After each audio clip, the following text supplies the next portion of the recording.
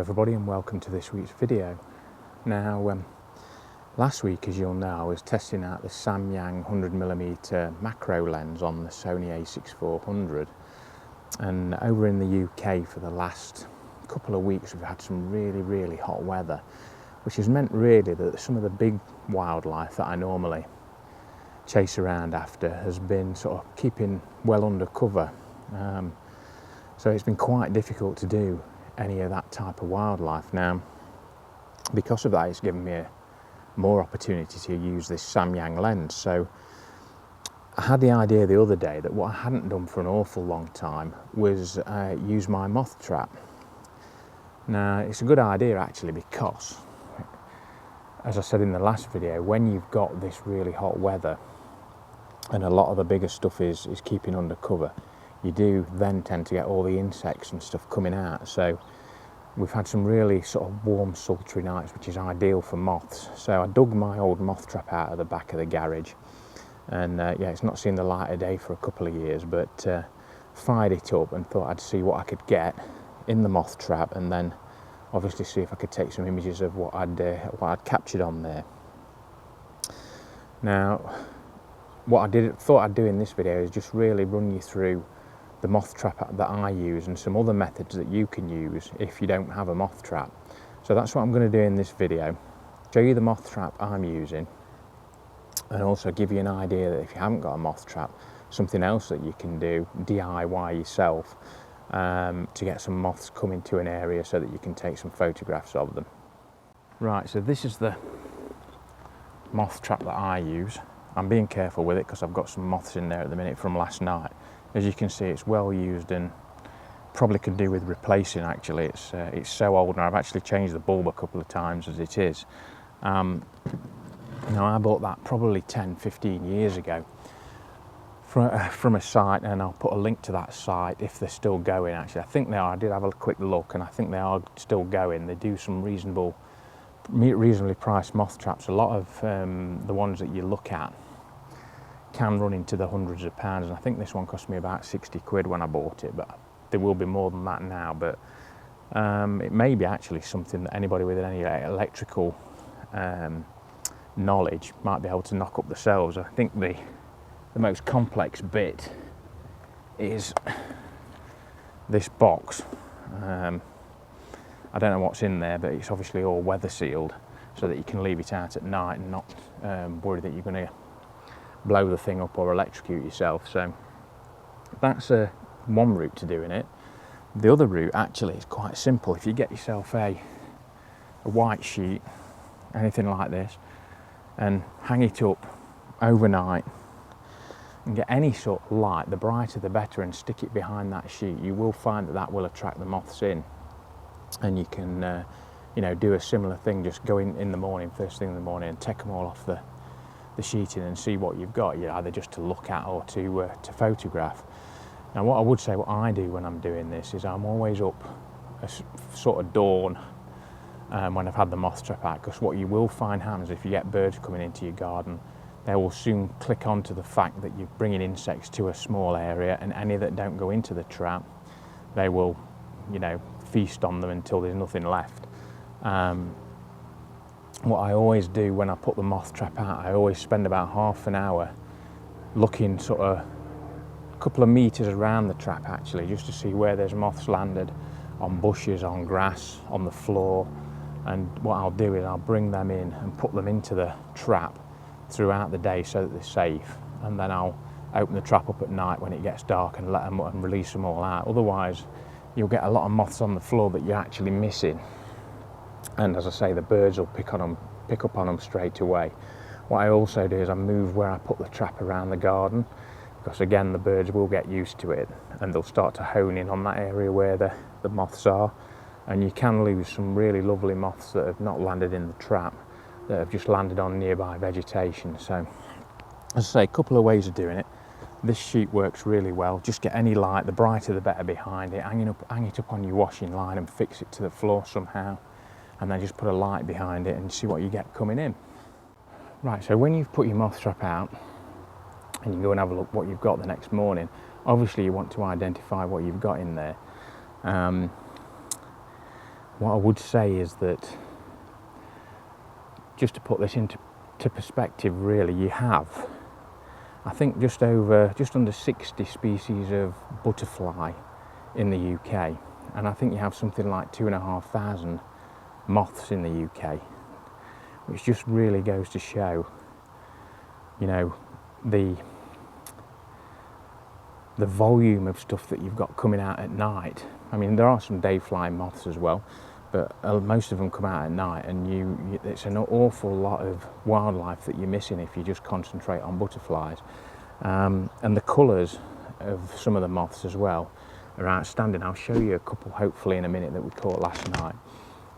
But yeah, you need to identify what you've got in there, and this is the book that I use. Now I will put a link to this book. It is expensive, it's not cheap. I think this cost 25 quid, but it's by far the best book for moths and butterflies actually that I've ever got. I'll just show you a page there.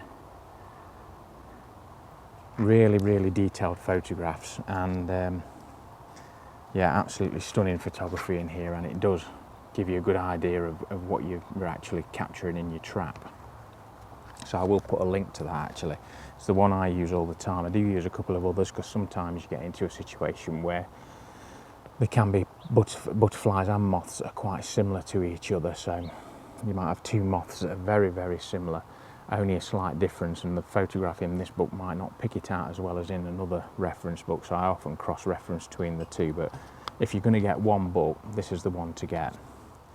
Right, so this is one of the moths I got in the trap. I will actually bring it in here just to see whether you can get a better look at that. I don't know whether that'll focus on there. There, now you can't get a really brilliant look at that, but that's, I think, called a Poplar Kitten.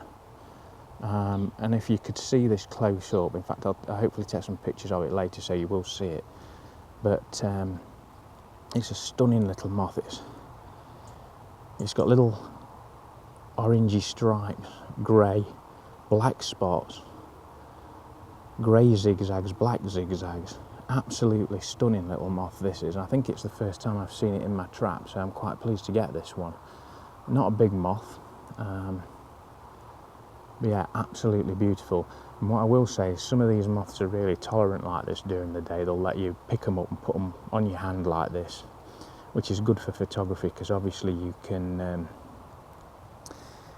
then set this up on the scenery that you want, if you like, before replacing it back in the trap to release overnight. So yeah, a really little stunning moth, this one. I'm going to put it back in the trap. Now that's one we caught last night. Yeah, so that's a Poplar Kitten. Again, this is another little hawk moth. This is a pine hawk moth. I don't think I've actually had this one in the trap before.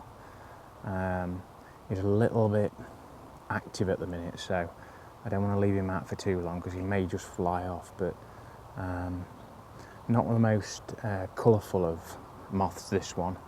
Has, if you want to identify it, he's got 3 black slashes on each wing, and yeah, he's been kicking up a storm in there, so I'm quite pleased actually he's staying where he is for that long. But yeah, so nice to get one I've not had in there before, and nice to be able to identify it as well. So I'm going to put this one back in the trap, and then we'll see if we can do some photography with some of them.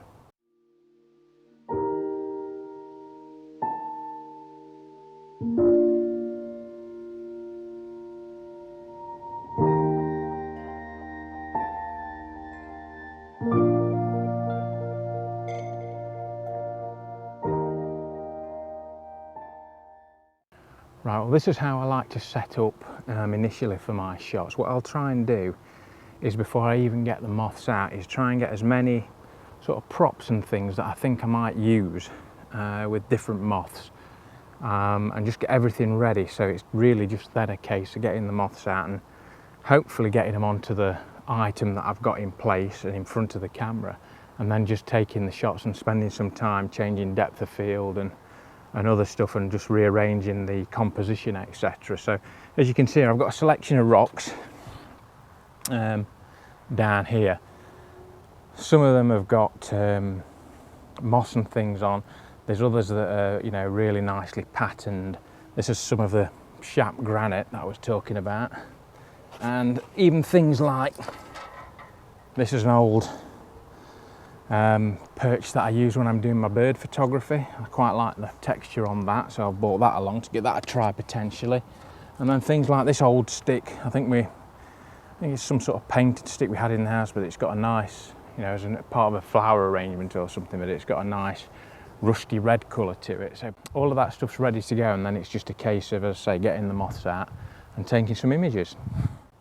Right, I've got a moth in front of me now, and I've decided to use this old perch that I normally use for when I'm doing bird photography out on the garden here.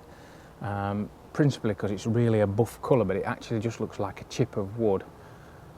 I'll put the name up on the photograph now. I'm choosing at the minute to shoot it. I've just really got a headshot, so it looks quite unusual, but I will try and coax him out a little bit so I can get more of a full body shot. But as I say, initially, if you've got a moth that's really calm, you can spend an awful lot of time just arranging it in the position that you want it.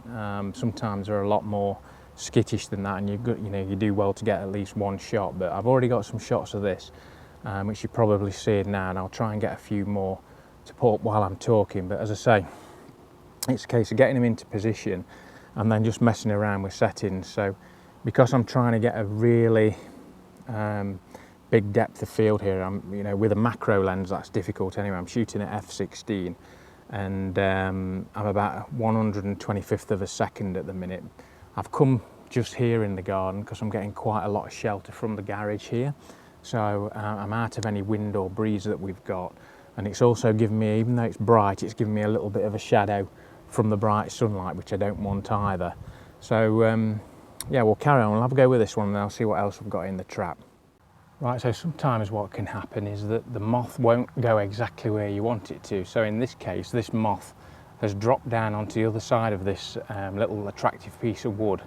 So rather than try and scooch it round into that position, I've just really moved the wood into a position where I can get the shot that I want. And what it also enables me to do is, if I look through the lens and I'm not happy with the background, I can literally just find something to put in the background that's either a different colour, a different texture, as long as it's far enough away. And it can give me a more pleasing background than the one I've got.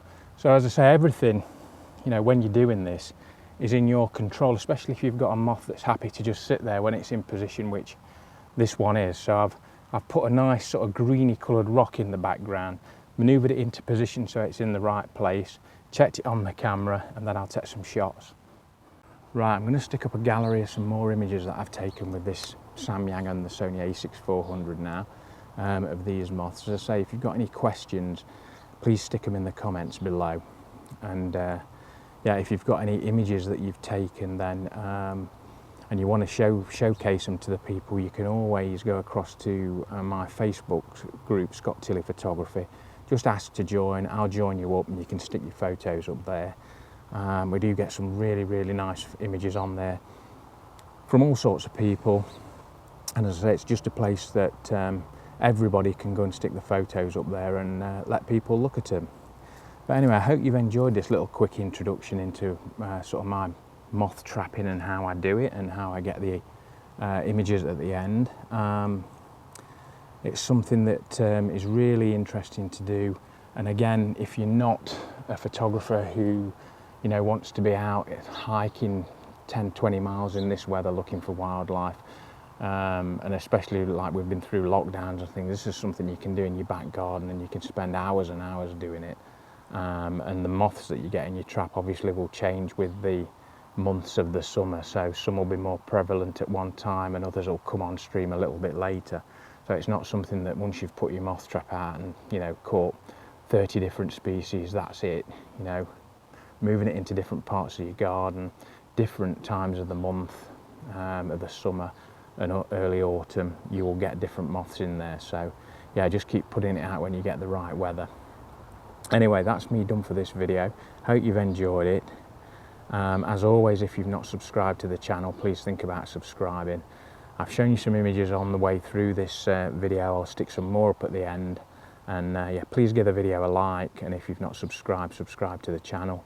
and I'll see you next week for another video. Cheers, bye.